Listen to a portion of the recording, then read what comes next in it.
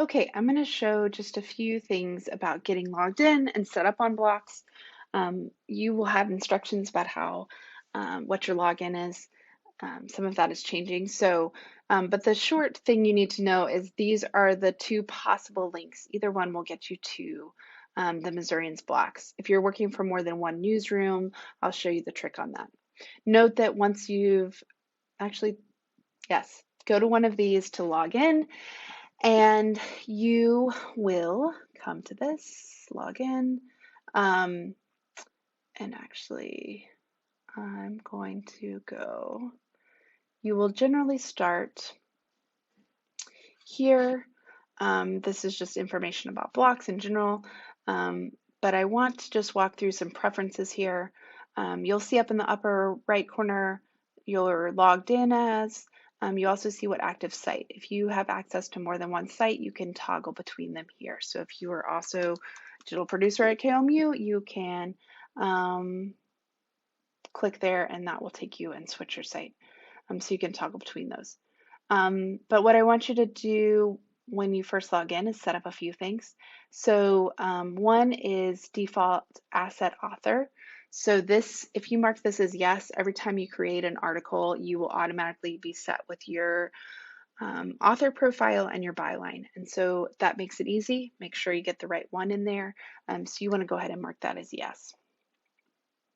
You will also want to go ahead and set your default asset workflow. So these are divided by beats, and you can choose which one fits you.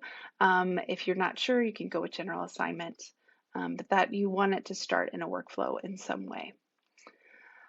The other piece is your profile, and so you'll want to check that, make sure the information is correct.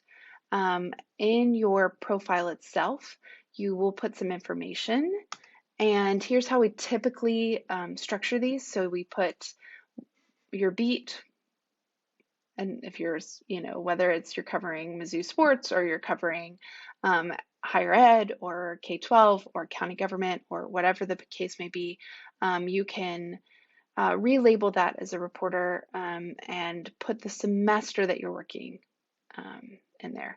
You can put additional information about what you're interested in or what your focus of study is, and you can put in information about how to reach you specifically. Please use the newsroom number. Do not use your cell phone number. You can use your school email, but I wouldn't put too much personal information in here. So that's the profile. You fill that in. Under content, you should define what you want your byline to be. So you see I have Elizabeth Connor Stevens. If I wanted it to be just Elizabeth C. Stevens or just Elizabeth Stevens, I would put that there. And because I'm the default asset author, when I create my article, it'll automatically fill that in. So you want to make sure that is accurate for you and reflects the byline that you would like. You want to check your avatar. We would like for you to upload a photo if you can. Sometimes it picks something up from your social media, so you just want to make sure that whatever is there is professional and appropriate for the Missourian site. You can link your social accounts if you choose, totally up to you.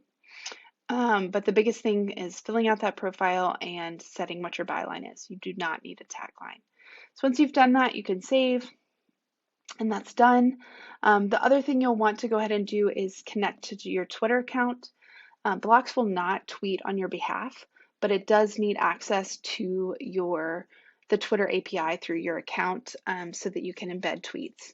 So it's easy just to go ahead and get that set up. So the time that you need to embed tweets, it's there for you. So if you click that Twitter, it will go through the login for your Twitter account. Connect it to your personal Twitter. And that is kind of the basic setup that you want to go through when you first log into blocks. And in the next video, we'll talk about starting an article and what you do next.